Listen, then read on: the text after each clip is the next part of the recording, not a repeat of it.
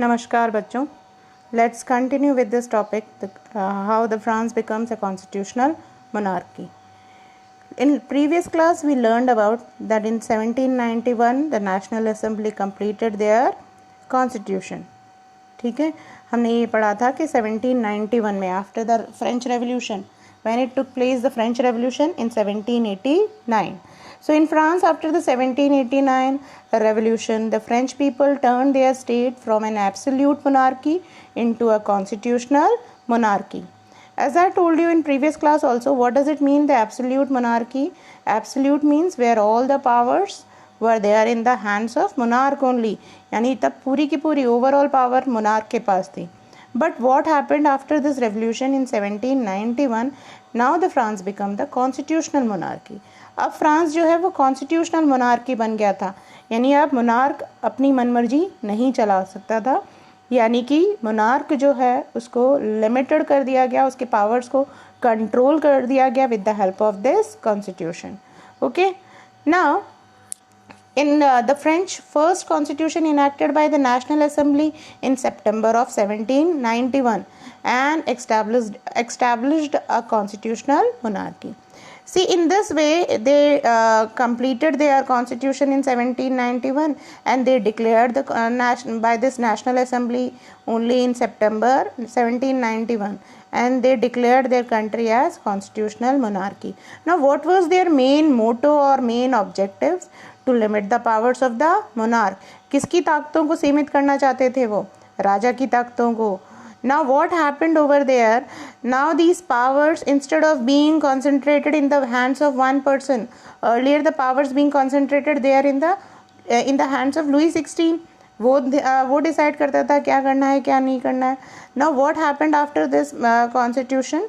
Now the powers being separated and assigned to different institutions. Okay. Now what were those institutions? जो कि किस philosopher ने ये idea दिया था? This idea was being given by the Montesquieu. What was his idea? That power should be divided among different organs. What are those organs? Legislature, judiciary and executive. ठीक है, इसी तरीके से फ्रांस ने उसी philosophers के ideas को आगे बढ़ाया, फॉरवर्ड किया, कैरी फॉरवर्ड किया, and they also divided there powers among different organs, and those organs were legislatures, executive and judiciary. In this way, now the France became constitutional monarchy. Right? Now, in this flow chart, you can understand who were having the voting rights over there after this constitution being made. Okay, what was their political system? अब वहाँ पे जब constitution बन गया तो किस तरह का पॉलिटिकल सिस्टम था? Okay, how was the political system under the constitution of 1791? You can understand by this figure. Now, first of all, you should know about that the citizens of France become divided into two categories. यानी उनको दो categories में divide कर दिया गया. One is active citizens and another one is passive citizens. Okay?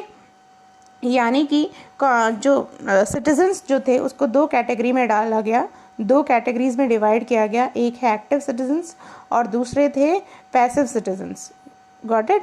तो active citizens these only were having और entitled to vote, यानी इन्हीं के पास वोटिंग राइट्स थे.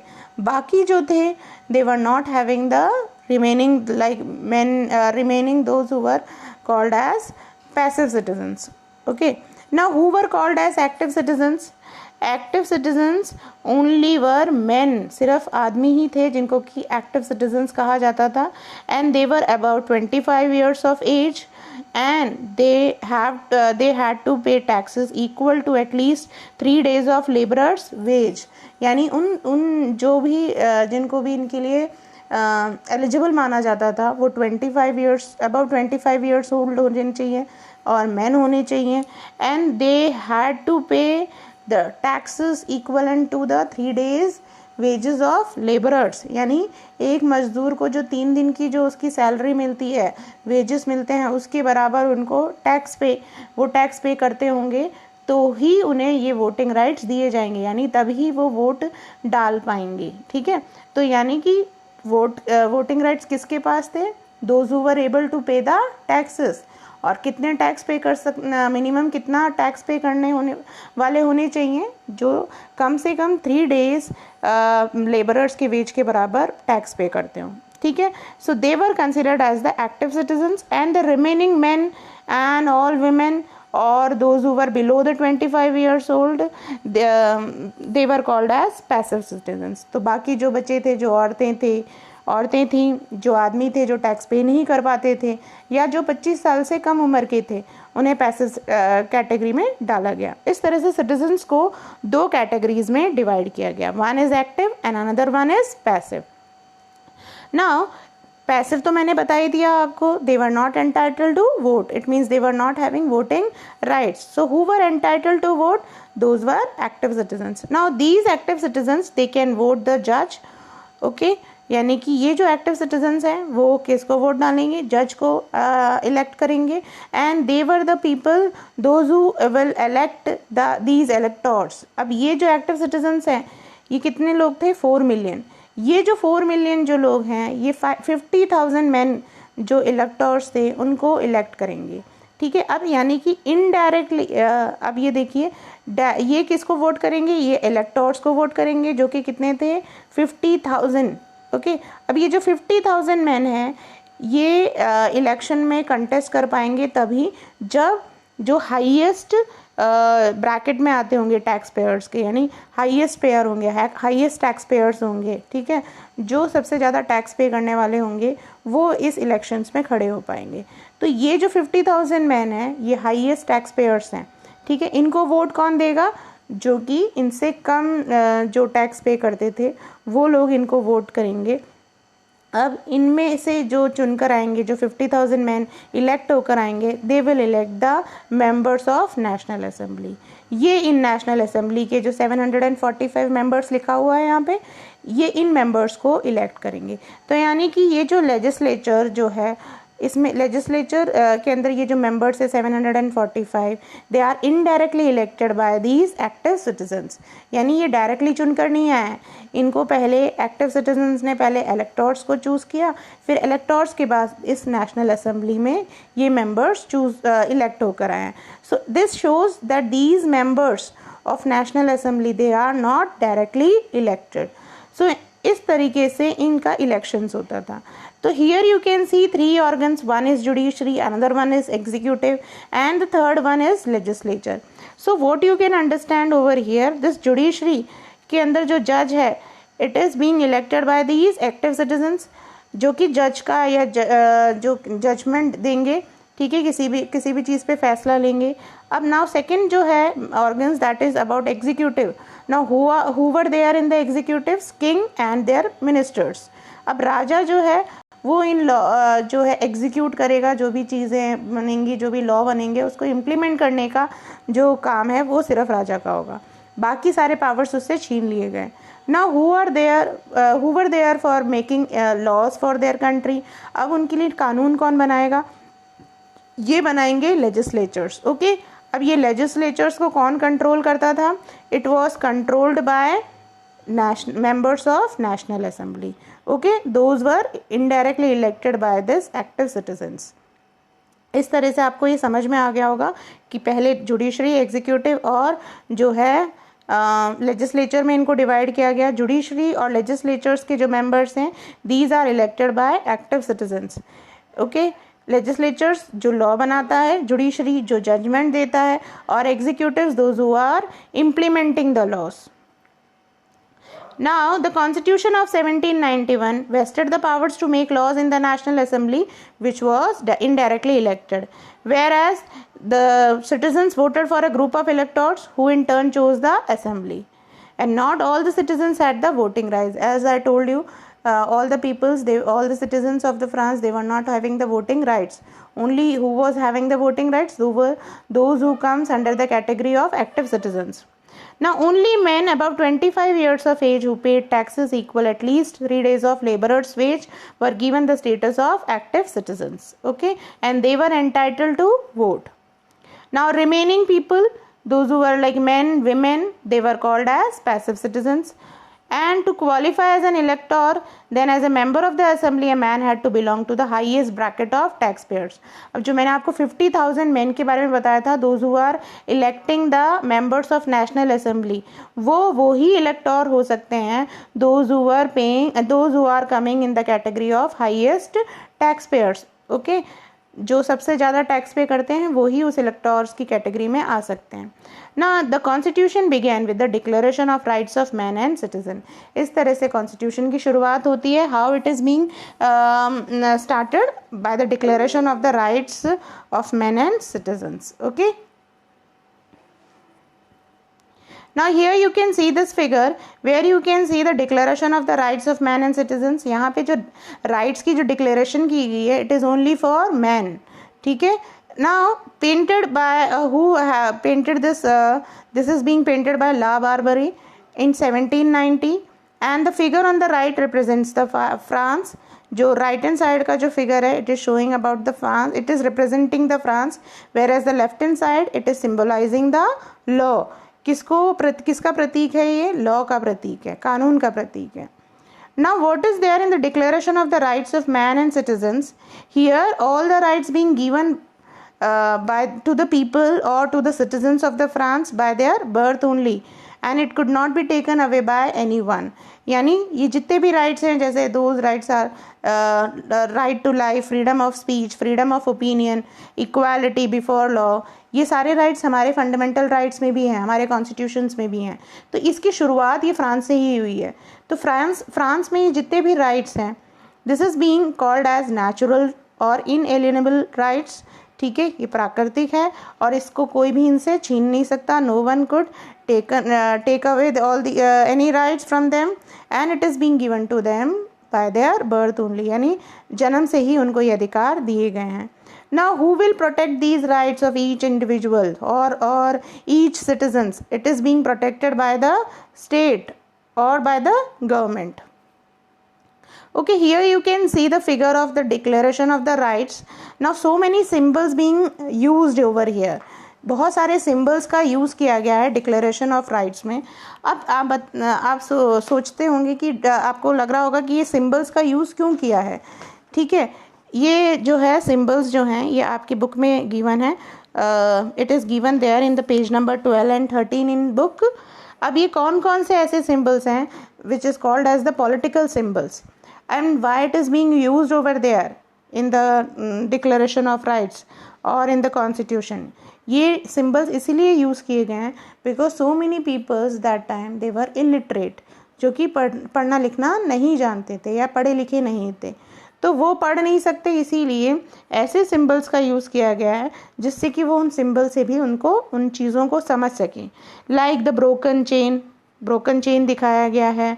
Broken chains represents that chains were used to fetter slaves, यानी कि आपकी गुलामी का जो पीरियड है वो ख़त्म हो चुका है. अब broken chain stands for the act of becoming free.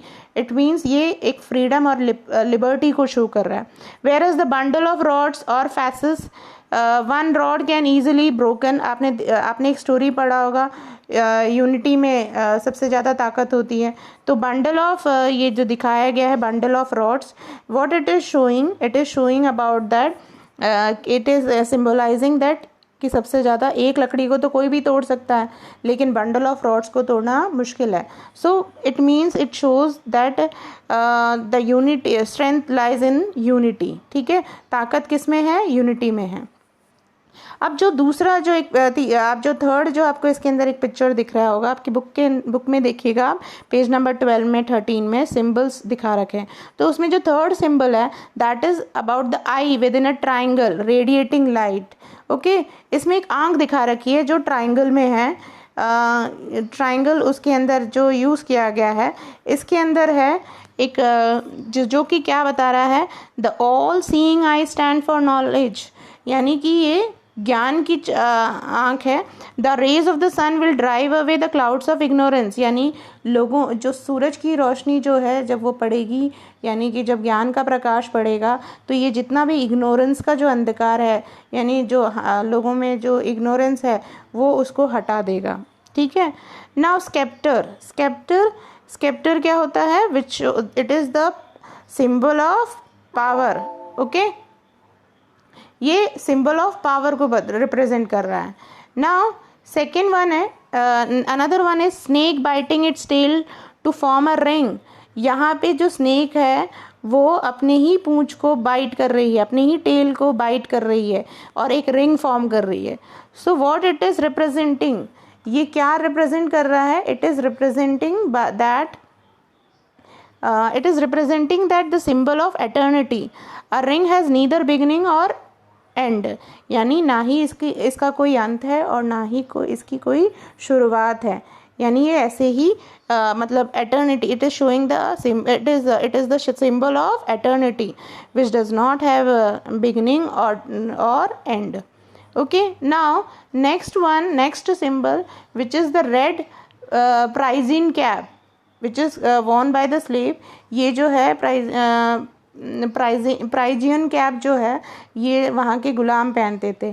तो ये जो कैप है सॉरी वहाँ के गुलाम जब फ्री हो जाते थे, वहाँ के जब स्लेव्स फ्री हो जाते थे तो वो ये कैप पहन के घुमा करते थे, विच शोज़ दैट कि वो अब फ्री हो गए हैं, वो किसी के गुलाम नहीं है. Okay, so this cap Warne bye slave upon becoming free. Okay, जैसे ही वो फ्री हो जाते थे that time they were wearing this cap.